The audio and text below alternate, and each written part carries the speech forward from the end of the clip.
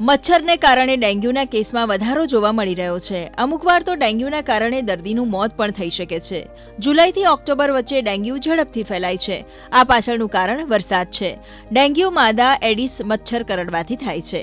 આ મચ્છરો ગંદકીમાં નહીં પણ સ્વચ્છ જગ્યાએ પણ જોવા મળે છે. ડેન્ગ્યુના સામાન્ય લક્ષણો શું છે એ પણ જાણીએ. જેમ કે માથાનો દુખાવો, સ્નાયુ અને હાડકામાં દુખાવો, શરદી સાથે ઉબકા અને ઉલટી થવી, ત્વચા પર ફોલ્લીઓ થવી, આ સાથે મોઢાનો પણ સ્વાદ ખરાબ થવો, આ તમામ ડેન્ગ્યુના સામાન્ય લક્ષણોમાં ગણવામાં આવે છે. સ્ટેટિસ્ટા 2024ના સર્વે મુજબ 2023માં સમગ્ર ગુજરાતમાં ડેન્ગ્યુના કેસોની સંખ્યા 3000થી વધુ હતી.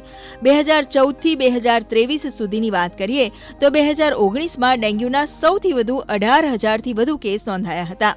2021માં 10000થી વધુ, જ્યારે 2022માં 6000થી વધુ કેસ નોંધાયા હતા. ડેન્ગ્યુને કારણે પ્લેટલેટ્સ ઓછા થવા લાગે છે. આ સ્થિતિને થ્રોમ્બોસાઇટોપેનિયા કહેવામાં આવે છે. જો કે ડેન્ગ્યુ વાયરસ પ્લેટલેટ્સનો નાશ કરતો નથી, તે પ્લેટલેટ્સની સંખ્યા અને કાર્યને બગાડવાનું શરૂ કરે છે.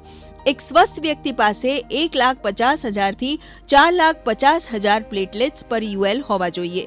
જો કોઈ વ્યક્તિના પ્લેટલેટ્સ 20,000થી નીચે જાય તો સ્થિતિ ગંભીર બની જાય છે અને મૃત્યુનું જોખમ રહે છે. જ્યારે વરસાદની ઋતુ પૂરી થાય છે અને શિયાળાની ઋતુ શરૂ થવાની હોય છે, એ દરમિયાન પણ ડેન્ગ્યુના વધુ કેસ નોંધાય છે. ડેન્ગ્યુથી બચવાનો સૌથી સરળ રસ્તો રોગ પ્રતિકારક શક્તિ વધારવાનો છે. બાળકોથી લઈ વડીલો સુધી દરેક વ્યક્તિ ડેન્ગ્યુથી બચી શકે છે. બ્યુરો રિપોર્ટ, દૂરદર્શન સમાચાર, અમદાવાદ.